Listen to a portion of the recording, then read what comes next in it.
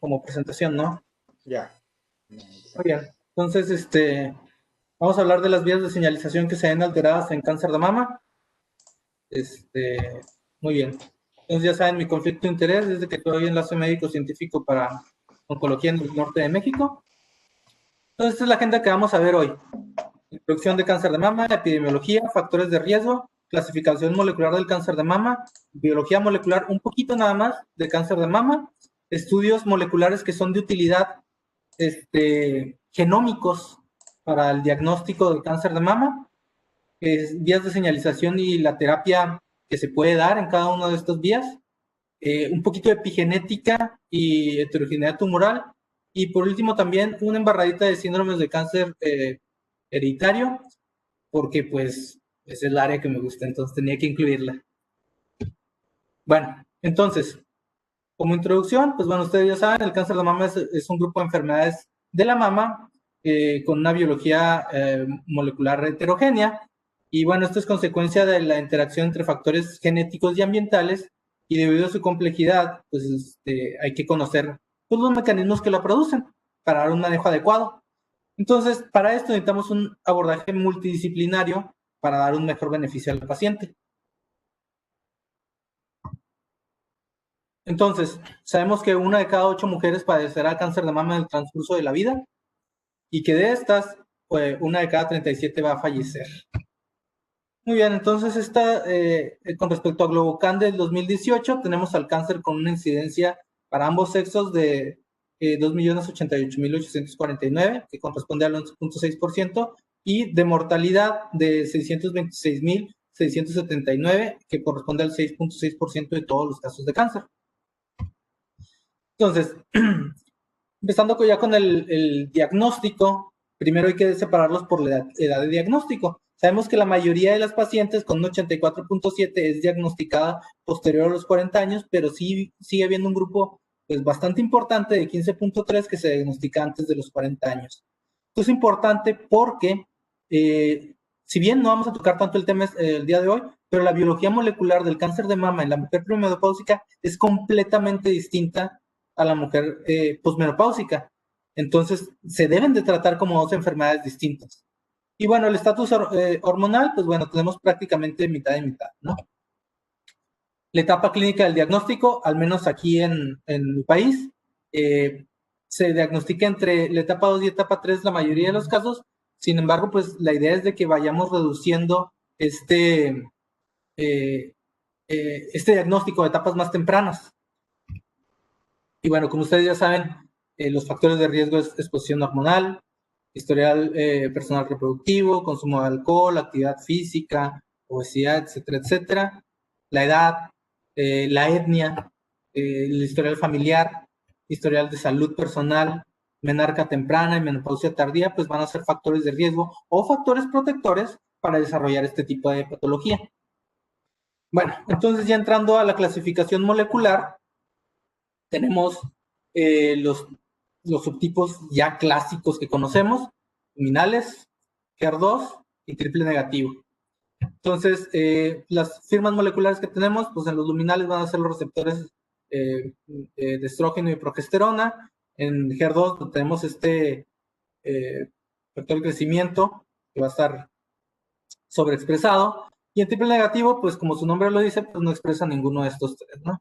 Y cada uno de estos, pues bueno, ya sabemos que tienen una terapia dirigida y tenemos en la mayoría de los casos terapia hormonal, porque ya la mayoría de los casos son hormonales, como sabemos, ¿no?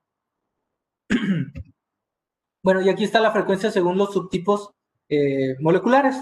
Tenemos cómo es de que los luminales se van a presentar en menor medida en los pacientes más jóvenes comparados con las pacientes más grandes.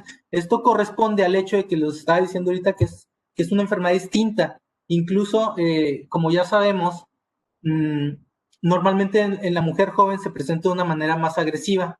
Entonces, podemos encontrar en un poquito mayor de porcentaje, en este círculo, aquellos que son de tipo basal, que serían pues, los triples negativos, ¿no? Muy bien, y así vemos la distribución por edad en cada uno de estos fenotipos. Bueno, entonces continuando un poquito con la biología molecular, les digo nada más una embarradita de esto. Ya sabemos que normalmente de estándar se piden pues, los receptores de estrógeno, de progesterona, HER2. En algunos casos también se pide el Ki-67 y esto nos ha hecho subdividir estos grupos que hablamos ahorita. Pero esta clasificación, a pesar de que sí tiene sus indicaciones terapéuticas y nos sirve con factores pronósticos, muchas veces se queda corta y hay algunos que no entran tan claramente en esta división que se nos antojaría pensar de que hay algunos otros marcadores que nos pudieran dar mayor información. Entonces, ya que existen múltiples variantes patogénicas en el cáncer de mama, genéticas y epigenéticas, pues esto nos puede ayudar a subdividir un poquito más estos subgrupos. Y bueno, de los primeros estudios que se llegó a hacer fue de Desment y colaboradores, donde analizaron 171 tumores en 36 pacientes con cáncer de mama multifocal. Un tercio de ellos no compartía sustituciones o indels y mostraban una heterogeneidad intralesión para mutaciones en genes que en PI3K, TP53, GATA3 y PTEN. Que si ven, estos son genes muy importantes en vías de señalización que vamos a ver ahorita y que hemos visto en otras sesiones. Entonces, aquí tenemos la misma clasificación que les estaba diciendo ahorita, pero ya enfocados a las mutaciones que podemos encontrar en cada uno de ellos. Entonces, se fijan cómo es que para los luminales, al menos para el luminal A, la frecuencia de mutaciones de TP53 es bastante baja comparado con aquellos que son basales o TP negativo, donde la frecuencia es muy alta.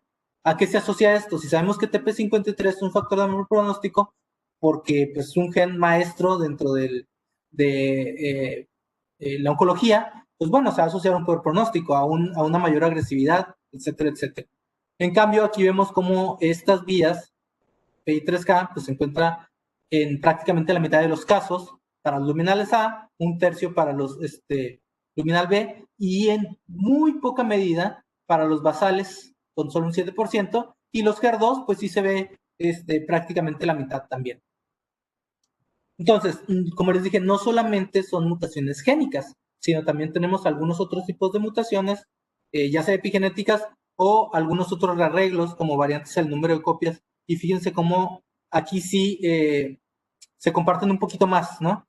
Donde 1Q se ve presente en todos los subtipos moleculares, 8Q, 8P, pudiera haber variante, y así ya van habiendo este juego entre cada una de las mutaciones que llegamos a encontrar. Entonces así podemos empezar a subdividir más estos tipos de tumores.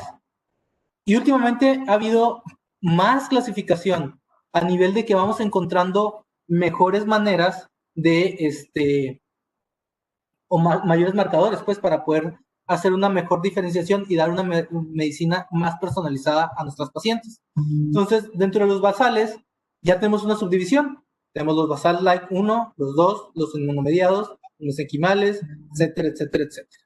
Y tenemos una clasificación que también va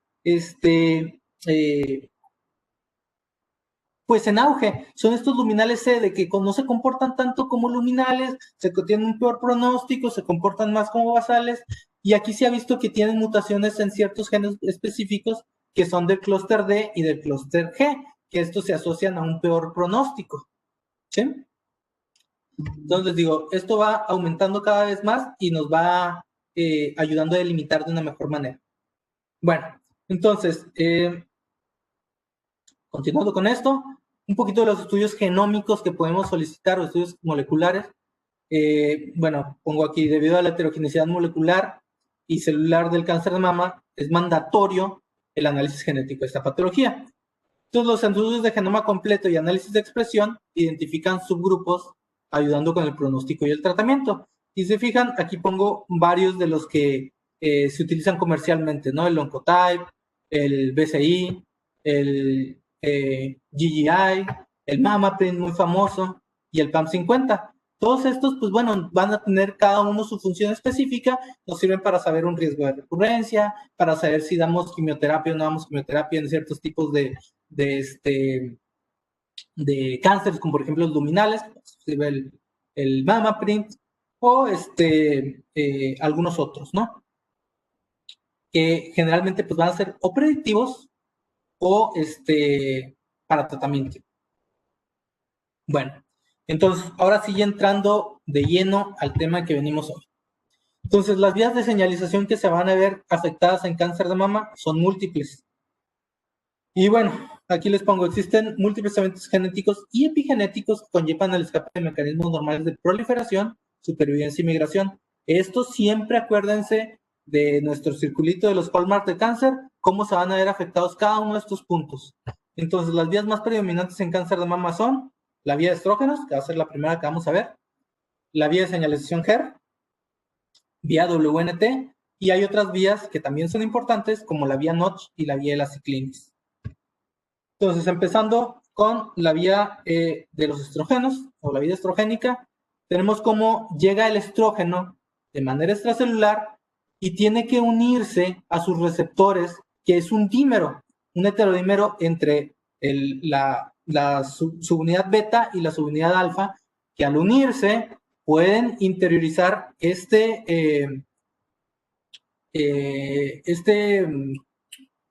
estrógeno. Entonces puede ser de manera de homodímeros o heterodímeros, que a final de cuentas lo que van a hacer es interiorizar al núcleo este estrógeno, que va a servir como un factor de transcripción para genes dependientes de estrógeno. Y se fijan, aquí les encerré el CCND1, que es para la ciclina 1. Entonces, ESR1, que es el nombre del gen, nos va a hacer para el receptor estrogénico 1, que es la subunidad alfa, también llamada así. Está en 6Q25, va a tener 472 pares de bases y 8 exones. Entonces, como les dije, va a codificar para esta subunidad alfa y juega un rol en desarrollo sexual, desarrollo óseo, función reproductiva, etcétera, etcétera.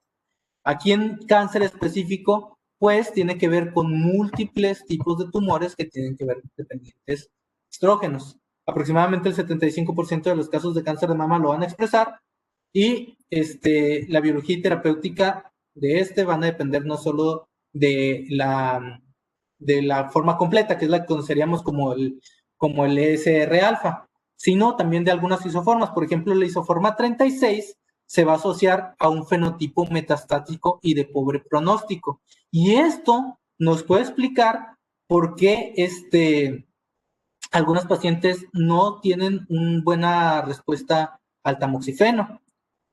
Y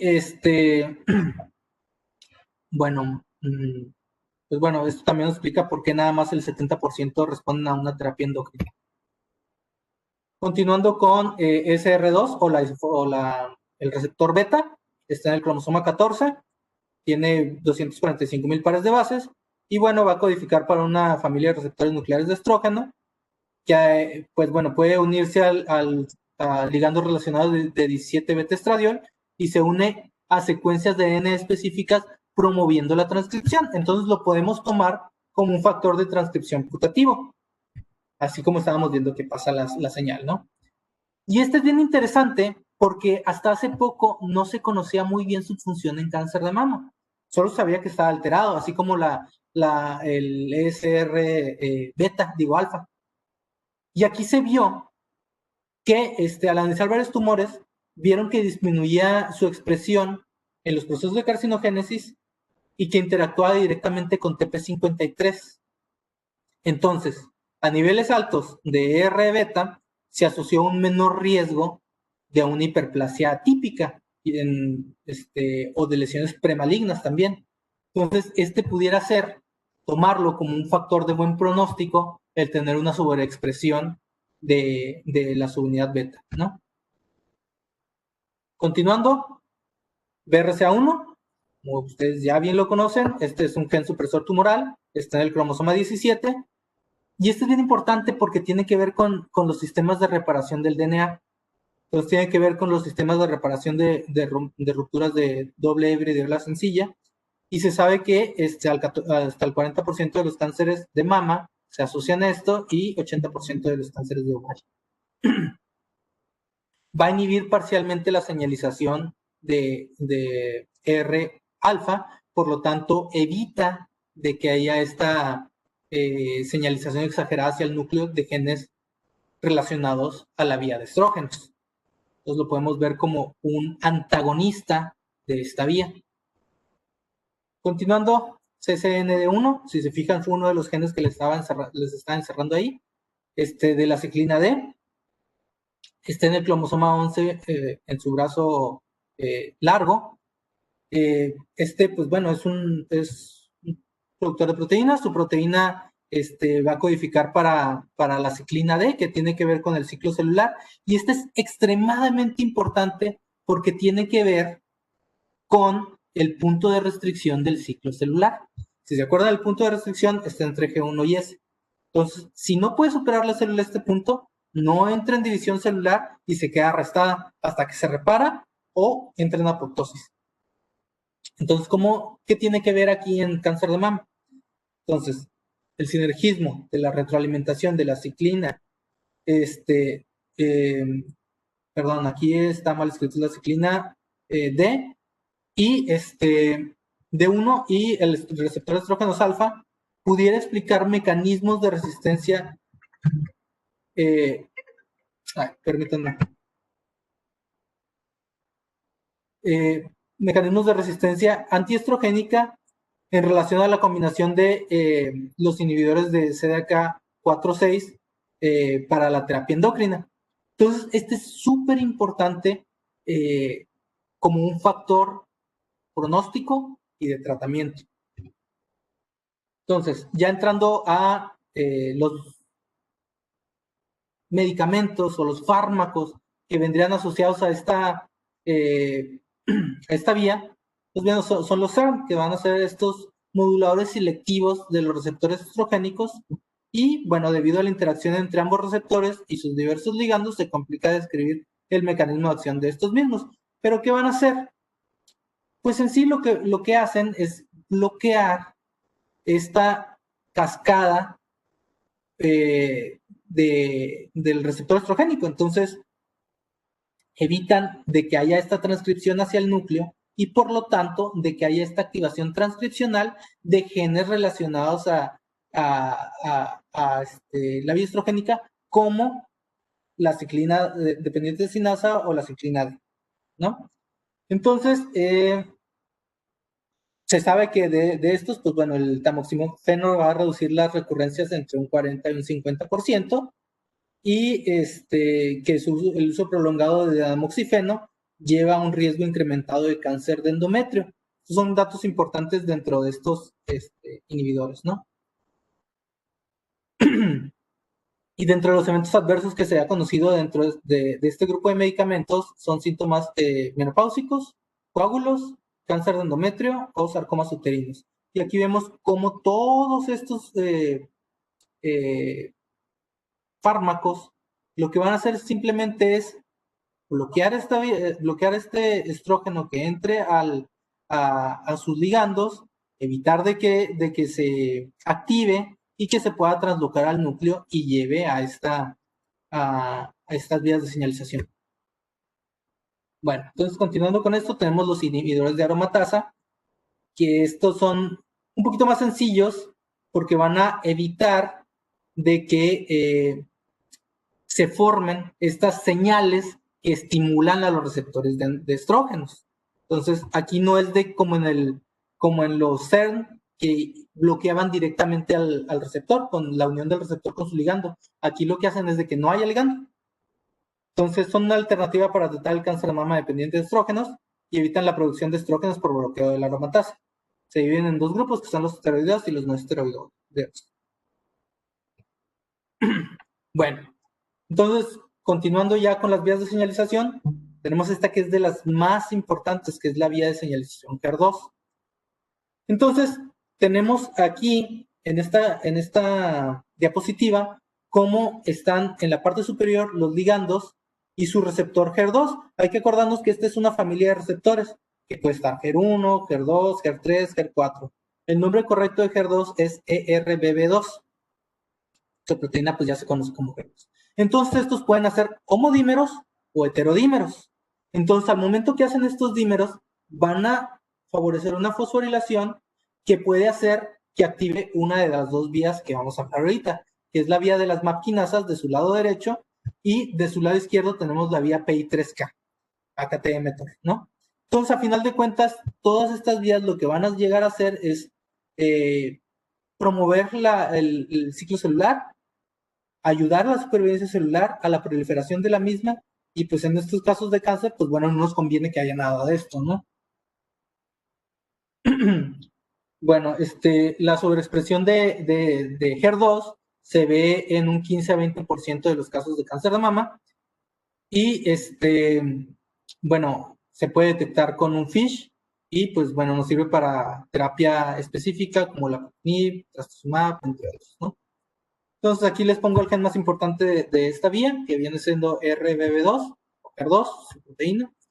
Entonces, este está en el cromosoma 17 en su brazo largo, es un proto-oncogen y codifica para un miembro de la familia de receptores de factores de crecimiento de receptores de tirosincina. No tiene dominios de ligando para factores de crecimiento, pero sí para los receptores. Entonces, otro gen muy importante aquí es MED1, y este se llama complejo mediador 1. Está también en el cromosoma 17, si se fijan, es el mismo locus, están ahí pegaditos. Y esto es bien, bien importante que estén ahí pegaditos porque uno actúa sobre el otro o lo ayuda a regular. Entonces codifica para una actividad transcripcional de múltiples pasos por reconocimiento de lugares en Kaiser o potenciadores que regulan la apoptosis dependiente de TP53 y es esencial en la adipogénesis. Y este se ve amplificado en el cáncer de mama y está ligado a una proliferación y progresión. Entonces se ha visto que en nuevos descubrimientos que MED1 ayuda al proceso de tumorogénesis y está asociado directamente a HER2. ¿Por qué? Porque va a actuar como un potenciador de HER2 en su extremo 3', cayendo sobre un factor transcripcional que es el TFA-P2C. Muy bien, entonces aquí tenemos a los de la terapia de esto, que serían los inhibidores de HER2. Pues ya sabemos que HER2 es el más común expresado en cáncer de mama, 20-25%. Y la mutación de HER2 más común es la amplificación, que si ustedes recuerdan, es este error en lo cual empezamos a duplicar ciertas regiones de este gen hasta que nos amplifica, ¿sí? Bueno, entonces aquí en la imagen, a ver si puedo mover esto por acá. Aquí. Tenemos cómo actúan en ciertas partes. En este caso tenemos el trastuzumab que se une de manera directa a este heterodímero, a este homodímero de HER, inhibiendo su paso de señales, es decir, evita que esta dimerización pueda hacer que transmita las señales. Y en otros puntos tenemos aquí como río abajo de la señal está actuando la patinib, que evita que la señal se traduzca río abajo, ¿no? ¿Por medio de cuál? Por medio de las vías de señalización que estamos hablando ahorita, que es de las MAP quinasas o PI3K, que son bien importantes para la desregulación del ciclo celular o para transcripción de ciertos genes de reparación, de crecimiento o de evitar la apoptosis.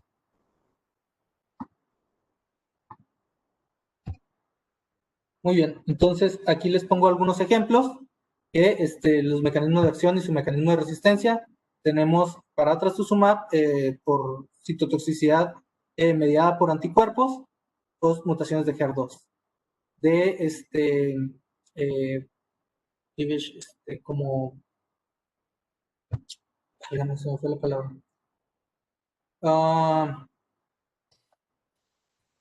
Anclaje. Exactamente. De HER2, pues bueno, proteínas que mimetizan o enmascaran esto, ¿no?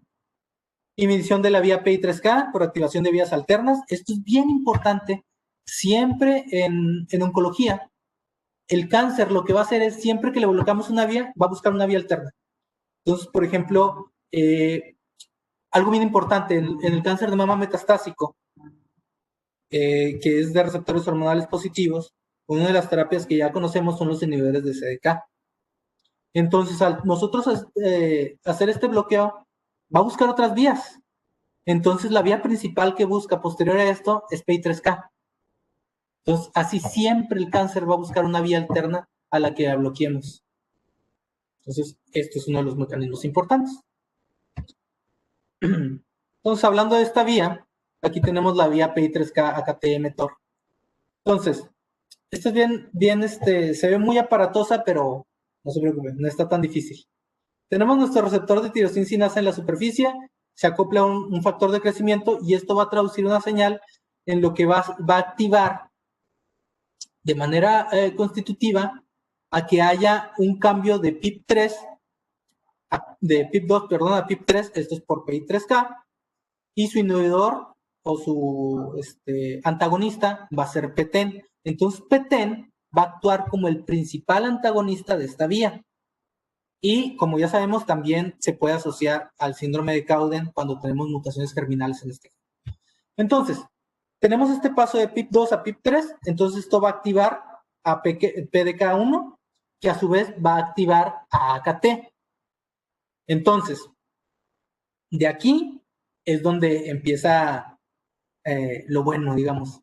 Aquí AKT puede inhibir a TCC1 y TCC2 que va a inhibir a mTOR, pero a su vez mTOR puede activar a AKT. Entonces, una vez activado AKT, lo que va a hacer es mandar señales río abajo que nos van a servir para proliferación, que no haya control de ciclo celular en caso de que esté descontrolado, supervivencia celular, inhibición de apoptosis, entre otros, ¿no?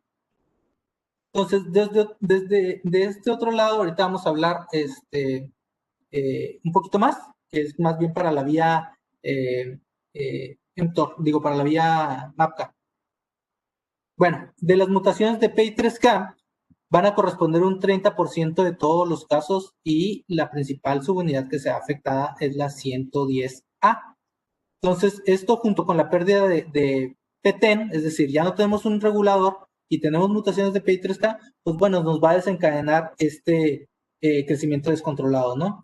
Generalmente las mutaciones van a caer en hotspots o sitios muy específicos, que por ejemplo es el E542K, que está en el exón 9, o el H1047R, que está en el exón 20. Entonces, en 10% de los casos, las mutaciones que corresponden a PI3K no son puntuales como las que estaba diciéndoles, sino corresponden a amplificaciones de este mismo.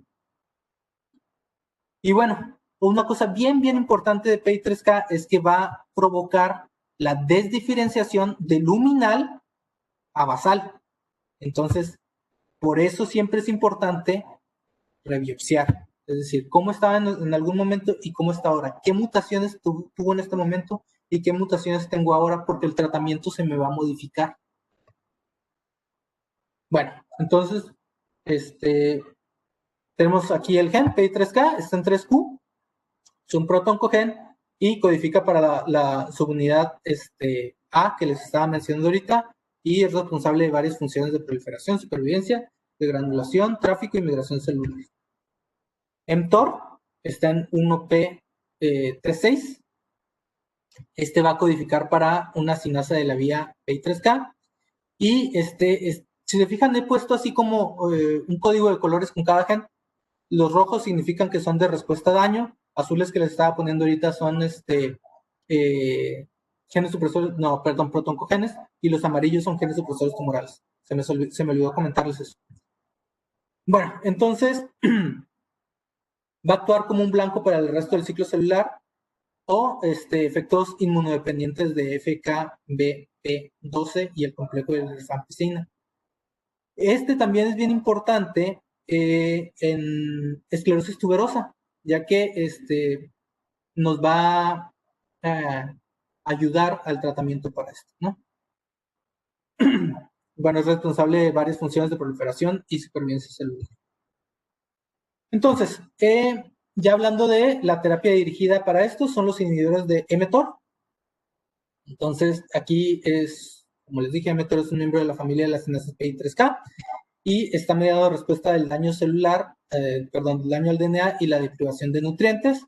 Se utiliza en conjunto con un inhibidor de aromatasa y no logra inhibir por completo a mTOR, por eso necesita este apoyo, ¿no? Entonces, si se fijan, ¿dónde va a actuar específicamente? La verdad estoy señalando con mi cursor, pero no sé si se vea en su pantalla, porque es lo que he estado haciendo casi todas las diapositivas. Sí, sí se ve. Ah, perfecto. Bueno, fíjense cómo va a evitar, primero desde acá arriba, si tenemos una inhibición dual de PI3K y mTOR, ¿cómo evitamos que se active desde un inicio este intercambio entre PIP2 y PIP3? Entonces fomentamos o apoyamos a PTEN, que es el principal antagonista, bloqueando el primer paso de la vía PI3K-AKT-mTOR. Entonces, aquí en específico, como les había dicho, AKT va a estar estimulado por mTOR y también va a estimular a los inhibidores de mTOR. Entonces, si bloqueamos esto a este nivel, pues bueno, ya no hay como este bloqueo de señal y la señal va a continuar de manera constitutiva y nos va a llevar a síntesis proteica, a este crecimiento celular y supervivencia celular, proliferación, metabolismo, etcétera, etcétera. Doctor, una pregunta. Sí, ¿Me escucha? sí, claro. Fíjese que yo no sé si usted va a volver a hablar de HER2, si no le quisiera hacer una pregunta sobre HER2. A ver. Fíjese que yo quisiera preguntarle cuál es la diferencia entre la sobreexpresión y la amplificación en HER2 y cuál es más importante. Para fines prácticos es lo mismo. Ah, Amplificación estamos hablando del gen y sobreexpresión estamos hablando de la proteína. ¿Sí? O sea, uno es genotipo y otro es fenotipo. Déjame me regreso un poquito para que quede un poco más claro. A ver si traigo una imagen. sí, pero sí le entendí. ¿Sí? Sí, Bueno, sí, mira. o sea, es solo como la expresión en físico. Ajá, o sea, esto sería la proteína HER2 y su subexpresión haría de que tenga aquí más y aquí más y aquí más y aquí más. ¿Sí? Y la amplificación es en el gen HER2 voy a hacer que tenga muchas copias de este mismo. Y su consecuencia es de que tenga de más de la proteína. ¿Sí? Ok. ¿Más o menos? ¿Claro? Sí, gracias, gracias. Muy bien. Entonces, continuando aquí con los inhibidores mTOR.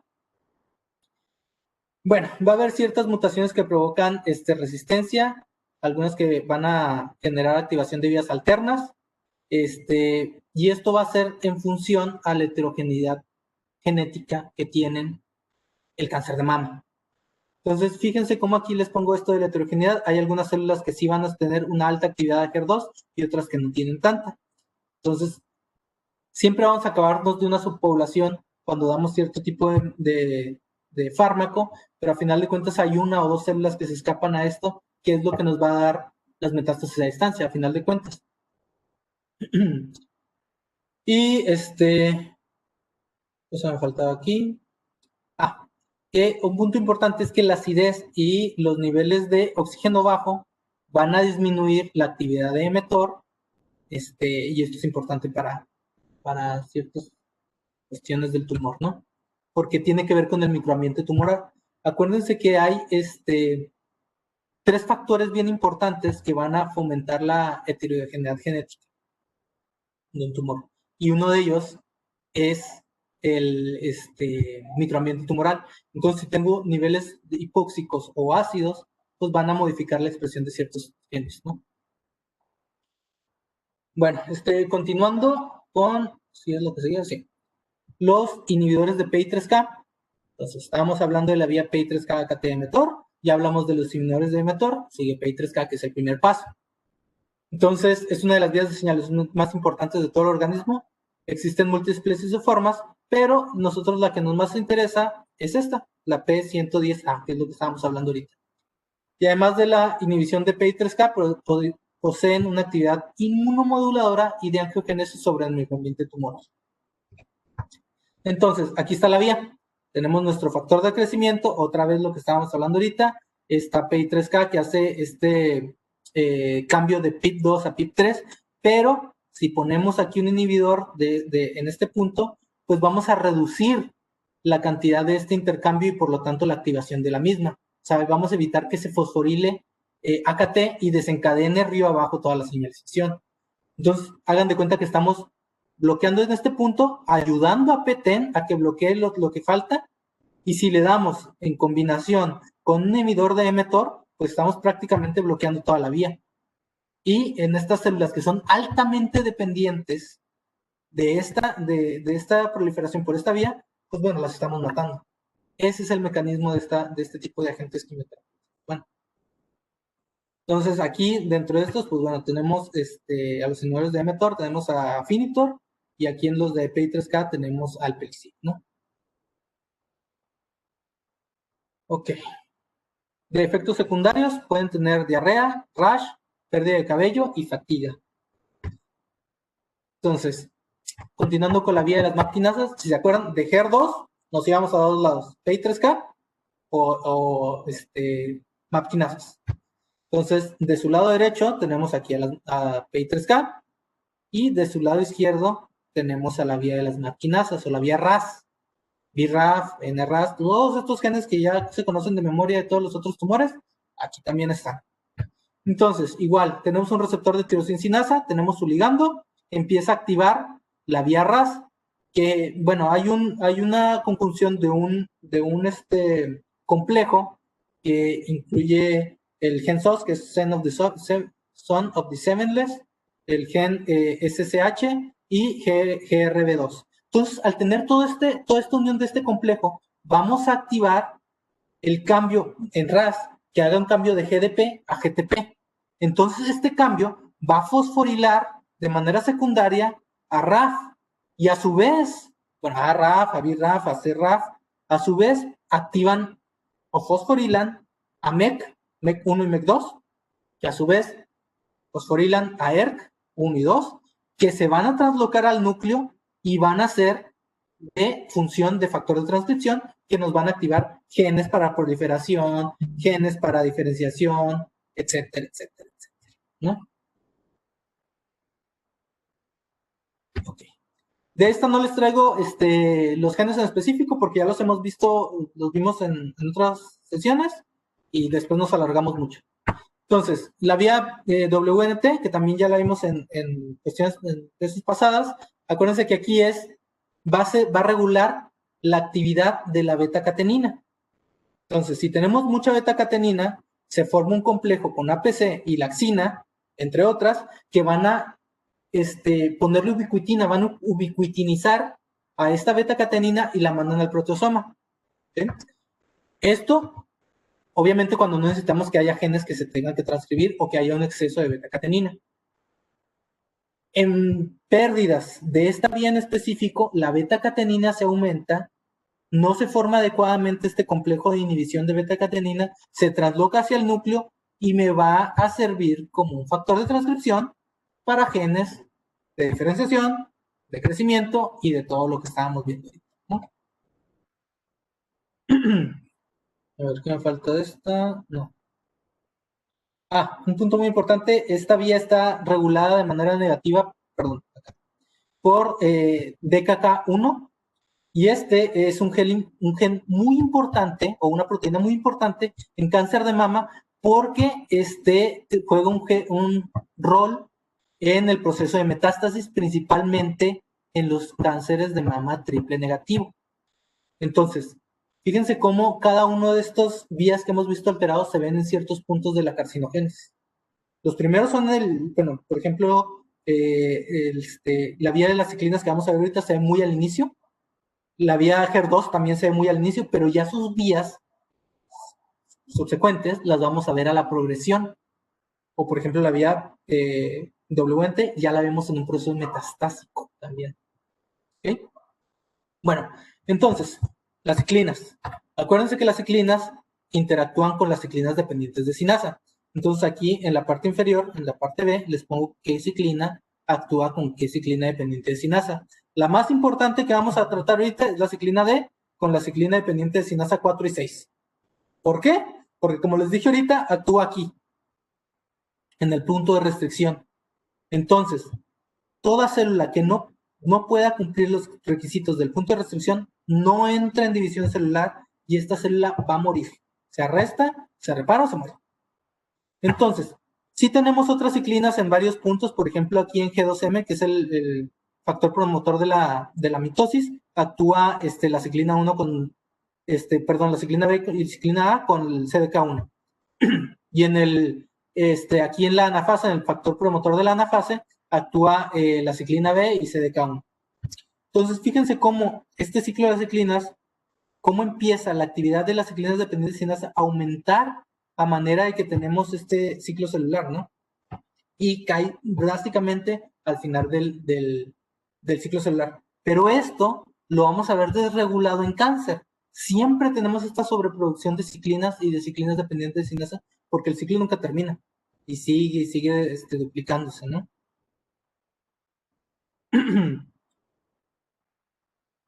Ok, me falta acá. No, bueno, entonces aquí les pongo de manera gráfica cómo es todo esto, todo el ciclo celular visto de la parte de las ciclinas. De su lado izquierdo tenemos a las ciclinas dependientes de cinasa y sus inhibidores. Acuérdense que los inhibidores de las ciclinas y las ciclinas dependientes de cinasa son la familia CYP/KIP y la familia INK4. Entonces, aquí tenemos factores mitóticos externos que nos van a fomentar la formación de este heterodímero entre CDK4, CDK6 y la ciclina D. Entonces, esto lo que hace es que fosforila parcialmente a RB, que está unido a E2F. Entonces, esta fosforilación parcial va a formar o va a promover que se forme este heterodímero con ciclina dependiente de cinasa 2 y la ciclina E, que va a ayudar a fosforilar ya de manera completa a RB, se libera de E2F, se quita este candado y puede entrar la célula a la fase S. Entonces, esto es lo que pasa en cáncer. Tenemos esta vía desordenada. Aquí está una sobreproducción de estas ciclinas y por lo tanto el ciclo continúa, ¿no? No tenemos esta fosforilación completa de RB. Entonces, los quería poner aquí. Bueno, en HER2 se una sobreexpresión muy importante de la ciclina D, pero en general la amplificación de la ciclina D se ve en 60% de todos los casos de cáncer de mama, ¿no? Y bueno, se sabe que la sobreexpresión de la ciclina D se asocia también a una reducción en la sobrevida libre de progresión y a una desregulación de la respuesta del tamoxifeno. Ay, ahora sí. Muy bien, entonces, dentro de aquí les puse dos genes importantes que tienen que ver también con el ciclo de las ciclinas, que es MYC, que está en 1P, es un protoncogen que va a actuar como factor de transcripción y codifica para un factor de transcripción que juega un rol en la progresión del ciclo celular, apoptosis y diferenciación. Y bueno, pues también se ven algunas leucemias, ¿no? Y YUN, que es el otro factor bien importante dentro de esta vía, está en 8Q y codifica para una fosfoproteína nuclear que juega un rol igual en la progresión del ciclo celular, apoptosis y diferenciación. Entonces, vamos a entrar a los inhibidores de CDK4/6, como una terapia blanco también. Entonces, ya les dije que tenemos estos inhibidores naturales, si los podemos llamar así, o endógenos, que vendrían siendo la familia CYP/KIP y la familia INK, que van a evitar que haya esta unión entre las ciclinas y las ciclinas dependientes de cinasa, que fosforilan RB, etc. Bueno, entonces van a ser fármacos que bloquean la progresión del ciclo celular actuando en el punto de restricción y esta ciclina D pues va a estar regulada, entre otras cosas, por las vías MAP quinasas y la vía PI3K. Entonces, fíjense cómo a final de cuentas llegamos a este mismo círculo. Una vía acá, otra vía acá, otra vía acá, y todos llegan a lo mismo. Todas a final de cuentas están interconectadas y por eso nos dan esta progresión, por eso nos dan este inicio y por eso nos dan este proceso metastásico. Entonces, estos inhibidores de CDK ¿Dónde están? ¿Dónde están?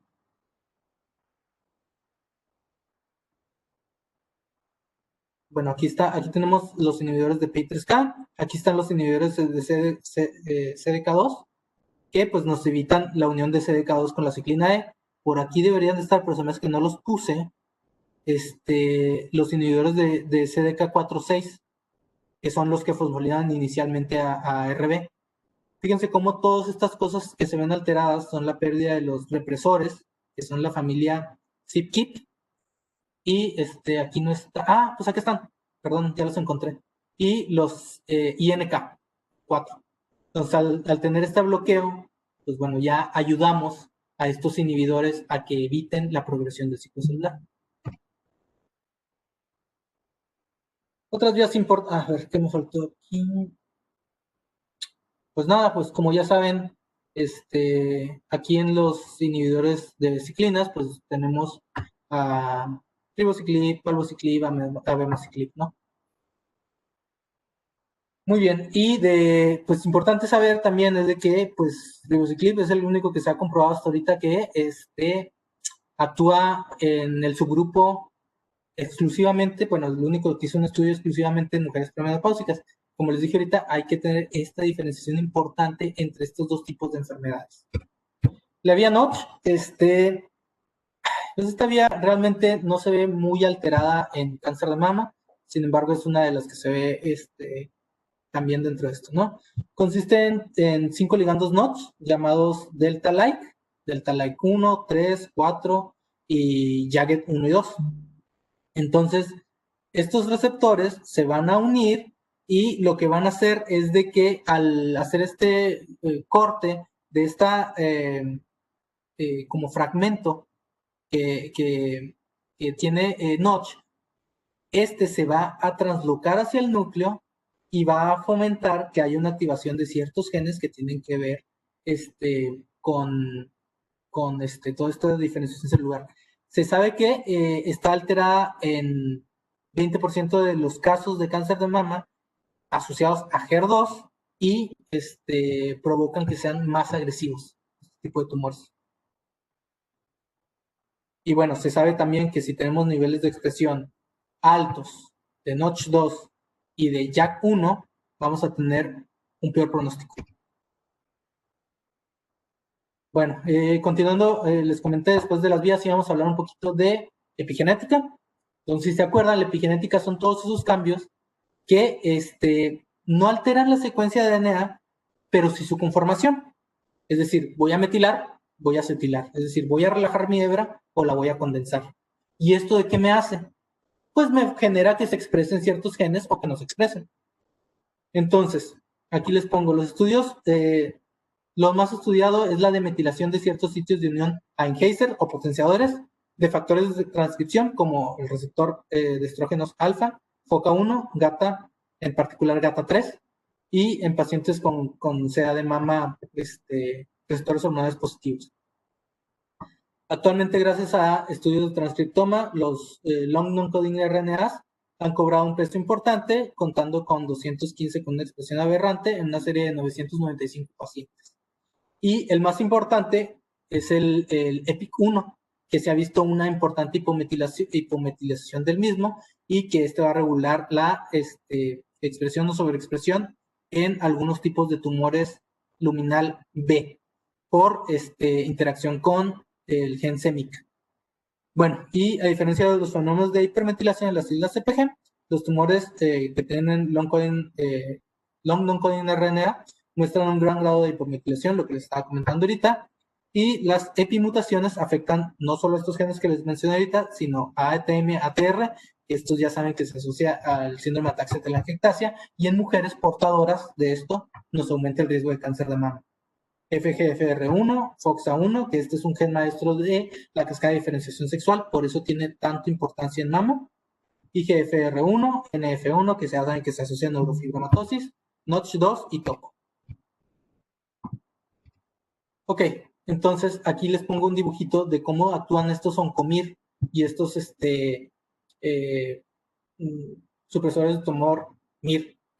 Entonces son MIR porque son microRNAs y son oncomir porque son de protoncogenes y tumores supresores, genes supresores tumorales, ¿no? Entonces, su regulación negativa de la angiogénesis está dada por los microRNAs y se ha observado expresión del microRNA 126 en cáncer de mama y del 10B y 196B. Van a regular al PGF, BEGF y por medio de HOXD. Entonces, actúan en la neoangiogénesis y angiogénesis.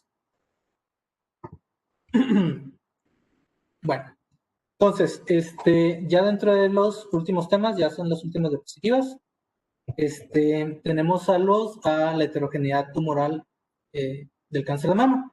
Entonces, les digo que esto es bien viejo, se describió por primera vez en el siglo XIX por Rudolf Karl Virchow. Él decía de que pues el tumor debería de tener varias clonas celulares, no lo llamaba así en ese momento, pero que debía de tener varios como grupos, ¿no? Bueno, está causado por la plasticidad fenotípica, la evolución clonal de células cancerígenas debidas a mutaciones y cambios en el microambiente. Ahí están los 3 puntos que les estaba mencionando ahorita. Y bueno, es variable en distintas partes del tumor. Se le llama llamar a esto heterogeneidad espacial. Y en progresión al tiempo, la heterogeneidad temporal. Entonces, ¿por qué es bien importante saber esto? Lo que les decía ahorita, o sea, va a haber siempre, cuando vemos un tratamiento, células que nos van a escapar. Pues, en cualquier proceso de neoplasia. Entonces, eso nos da esta heterogeneidad temporal. Y la espacial es dentro del mismo microambiente, es decir, yo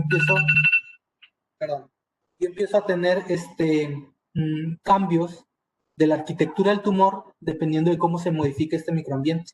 Y por lo tanto voy a tener cambios en el tipo celular. Bueno, ya por último, casi por último, siguen los síndromes de predisposición al cáncer hereditario. Nada más para que los tengan en cuenta, no los vamos a ver de uno por uno ni nada por el estilo. Aquí tenemos todos los genes, acuérdense que tienen que ser mutaciones germinales. No es lo mismo tener una mutación germinal o una mutación somática. Las somáticas son las que adquirimos con el tiempo, las germinales son las con las que nacemos. Entonces, PTEN, si bien ya lo vimos como un gen muy importante ahorita, como les dije, se asocia al síndrome de Cowden. CDH1, a cáncer gástrico difuso hereditario, ¿dónde podemos tener cáncer de mama? Lifraumeni, TP53, acuérdense, asociado a peor pronóstico, etcétera, etcétera. Dentro de los tumores que generalmente son sarcomas, podemos tener cáncer de mama. NF1, realmente no se asocia tanto a tipos de cáncer de mama, pero pues un síndrome de predisposición. Y así algunos otros, ¿no? Importantes, ATM, lo que les decía ahorita, mujeres portadoras que tengan hijas con ataxia telangiectasia tienen un riesgo de hasta un 50% de desarrollar cáncer de mama. BRIP, CHEK y PALB2, estos son genes bien importantes que muchas veces no los tomamos en cuenta porque siempre mencionamos BRCA1 y BRCA2. Estos son los que le siguen a BRCA1 y BRCA2 y nos pueden dar también un síndrome de cáncer de mama y ovario hereditario. Y bueno, algunos otros.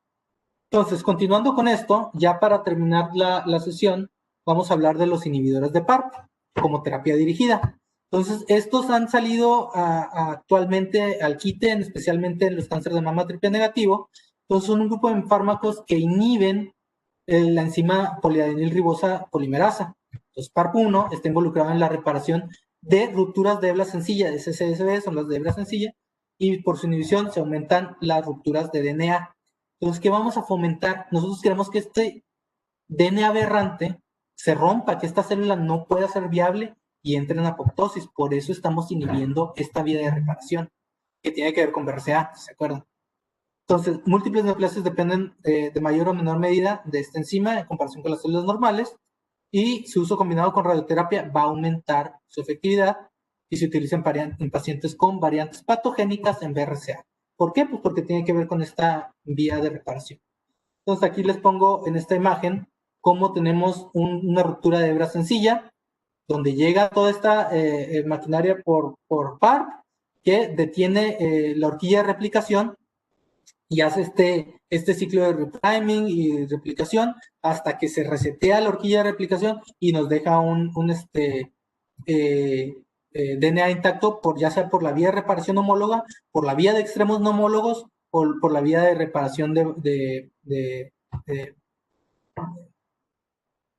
por la vía BER, que es la vía de excisión de bases. Muy bien, entonces continuando, les pongo otra imagen aquí. ¿Cómo tenemos nuestro daño? Está PARP que se recluta todas las proteínas que tienen que ver con PARP y se repara y la célula sobrevive. Si lo inhibimos, estamos evitando de que se pueda reclutar, no puede llamar a toda la maquinaria y por lo tanto esta horquilla se detiene, la horquilla de replicación y reparación, la horquilla colapsa y se rompe. Entonces es cuando vamos a acumular daños y nos lleva a un arresto celular y por lo tanto a dos cosas. O la célula se repara y sobrevive, o la célula no se repara y muere. Entonces aquí les pongo de otra manera más sencilla, más ilustrativa, cómo funcionan. Tenemos BRCA y PARP. Las dos tienen que estar en conjunción para poder darnos una reparación homóloga, que es en donde funciona BRCA. Entonces, si no tenemos BRCA o lo tenemos mutante, pues bueno, esta reparación va a ser deficiente, pero tenemos a PARP que sale al quite y nos ayuda. Si no tenemos PARP, pero tenemos BRCA, igual se puede reparar, pero si no tenemos ninguno de los dos, la célula no se puede reparar y entra en apoptosis. Y aquí es donde, pues bueno, todos los mecanismos que nos van a dar resistencia para los inhibidores de PARP. Pero esto ya nos entraríamos mucho en discusión. Bueno, y esta creo que es la última. Es nada más una imagen de cómo vienen todas estas terapias y en dónde van a estar involucrados. Todas las vías que se ven alteradas. Fíjense cómo está el estradiol. Los inhibidores de aromatasa van a estar ahí. Que si lo inhibimos, no llega el estrógeno a los receptores estrógenos. Entonces aquí tenemos estos inhibidores de los receptores de estrógeno, que vienen a ser el tamoxifeno o el fulvestrant. De este lado, de su lado derecho, tenemos a los inhibidores de HER, que está trastuzumab, pertuzumab, planmatinib, etc., ¿no? Que van a inhibir esta unión de estos heterodímeros o homodímeros, que por lo tanto evitan de que haya esta vías de señalización de las MAP-quinasas y PI3K. Entonces, continuando con este lado, tenemos los inhibidores de PI3K, que van a evitar de que pase esta vía en conjunción con los inhibidores de mTOR. Entonces, también tenemos la inmunoterapia, que poco a poco va agarrando más auge. Se ha visto bastantes buenos resultados en triple negativo. Y bueno, por último, aquí tenemos de este lado a los inhibidores de CDK4/6, como ribociclib, palbo y abema. Entonces, poco a poco van a salir más medicamentos. De hecho, toda esta modulación epigenética nos va a llevar a que se empiece a investigar en este tipo de tumores algunos otros mecanismos o otras inhibiciones que nos puedan llevar a comprender mejor y a atender mejor el cáncer de mama. A ver, y ya, esta es la bibliografía. Gracias. Entonces ya los datos para que cualquier cosa que se les ofrezca, ahí está. Muy bien, ¿dudas, preguntas? Buenas noches, doctor. Mire, Sí. una duda, bueno, o sea, realmente, pues, como vamos empezando, creo que a mí lo que me ha surgido duda, porque, por ejemplo, hoy por hoy, o sea, bueno, o hasta yo tengo entendido, por ejemplo, bueno, si yo voy a iniciar, por ejemplo, una terapia para un tumor, por ejemplo, pues se hacen los estudios poblacionales y se ve en qué beneficio aporta, ¿verdad? Sobre el tratamiento para la terapia. Pero, por ejemplo,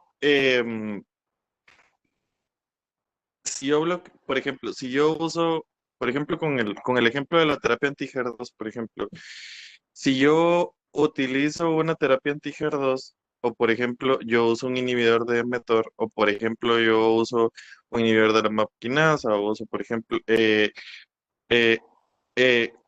al final todos estos medicamentos actúan sobre una misma vía proliferativa, ¿verdad?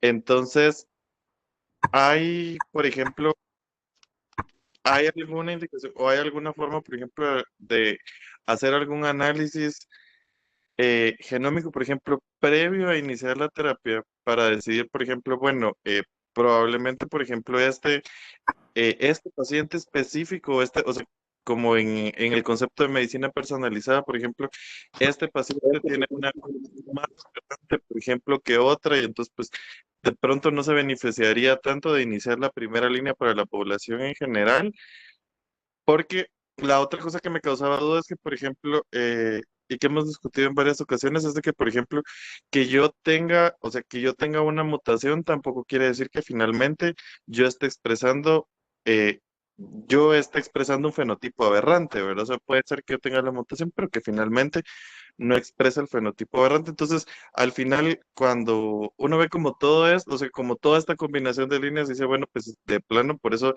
de pronto no funciona igual en todos, ¿verdad? Porque probablemente pues sea una enfermedad completamente distinta a la de la población en general la que está presentando este paciente, ¿verdad? Pero entonces, al final lo que me queda como duda es, ya existe, por ejemplo, alguna prueba en la que uno puede usar, por ejemplo, desde tamizaje de inicio, y entonces, pues, aislar esa enfermedad todavía, pues, es algo que todavía se está buscando. Sí, sí existe. Digo, o sea, nos podemos ir desde lo más básico de nada más buscar receptores estrogénicos, y que ya estarías haciendo un estudio genómico del tumor, hasta estudios muy complejos de que puedes hacerle un Foundation One, donde puedes ver todos los genes que está expresando en ese momento. Vuelvo a resaltar esa parte, porque si tú le vas a dar un medicamento que te va a estar diciendo, ¿sabes qué? Tienes una sobreexpresión de HER2, y tienes también una mutación en, ¿qué te gusta? BRAF. Tú sabes Ujú, que por días no hay algo que te diga darle un inhibidor de BRAF a cáncer de mama. ujú, Y tú sabes que la mayoría de la población tumoral que tienes en ese momento va a responderte a un anti-HER2. Entonces, si bien esta célula tiene HER2 sobreexpresado y tiene la mutación de BRAF, pues lo que la va a matar va a ser todo lo de HER2. ¿Sí? Entonces, tú vas a eliminar esta célula o esta población celular que a pesar va a tener otras mutaciones, pero te estás asegurando de que la mayoría de las células que están mutantes en ese momento, pues las vas a eliminar. Ya tú después, si tienes una recurrencia, puedes volver a reviusear y dar un manejo. Obviamente todavía estamos en los pasos iniciales de este tipo de medicina personalizada, pero la idea es esa que dices, de que tengamos un costo accesible para todos, de poder hacer estas de manera rutinaria, decir, ¿sabe qué? Eh, Señora tal, usted tiene su cáncer, es un cáncer de mama, receptores hormonales positivos, HER2 negativo, KI67 de 90%, estoy yendo así, y tiene sobreexpresión de K3K, ¿no? Entonces, o sea, cada vez vamos a irnos acercando mucho más a un punto donde vas a saber específicamente en qué momento te puede progresar este tumor y que tú te vas a adelantar a darle el manejo. El problema es que son tratamientos, primero costosos, bueno, primero los estudios son costosos, segundo los tratamientos son costosos, pero el punto de conocerlos y poder ofrecérselos a los pacientes nos va a hacer la diferencia de que entre más se utilicen, más se van a abaratar. ¿A qué voy con esto? Por ejemplo, hace 6 años que yo empecé a pedir pruebas para cáncer hereditario, solo pedir BRCA me costaba como BRCA1 como unos $20,000 americanos. Entonces, Ujú. ahora un panel gen completo de 30 genes me sale $1,000. Entonces, a medida que estas pruebas se vayan siendo comunes, se van a ir abaratando y así es como vamos a poder ofrecerlas a la población. Entonces, el conocimiento de estas mismas nos da la herramienta de saber cómo vamos a actuar. No sé si más o menos respondí tu pregunta. Sí, sí, sí, exacto. Esa era la otra cosa es de que, por ejemplo, cuando hablaba, por ejemplo, cuando se hace por ejemplo, cuando se hace el genotipaje, o sea, cuando se hace el genotipaje, me atrevo si a mí me sale, por ejemplo, que tiene una expresión aberrante de un gen, yo le voy a decir, o sea, tal vez, por ejemplo, que tiene una expresión aberrante de un gen, la correlación para la respuesta al medicamento es, por ejemplo, o no siempre que el paciente exprese la mutación, hace que el paciente que tenga una adecuada respuesta al tratamiento. Ok, ahí hay dos puntos importantes. La primera, lo que tú dices, si tiene una mutación, hay que saber qué tipo de mutación es. O sea, hay mutaciones que no te van a afectar la expresión fenotípica, como dices. Entonces, por Ujú. eso sí es bien importante saber interpretar estas pruebas. O sea, no es pedir por pedir. O sea, si yo pido algo, tengo que saber qué voy a encontrar o derivarlo con quien sepa leerlos. Entonces, Ujú. si ya tengo esto y me concuerda con el fenotipo del paciente, adelante con el medicamento. Porque hay que acordarnos que a final de cuentas, estas pruebas, si bien son de muy alta calidad, no sustituyen nunca la clínica.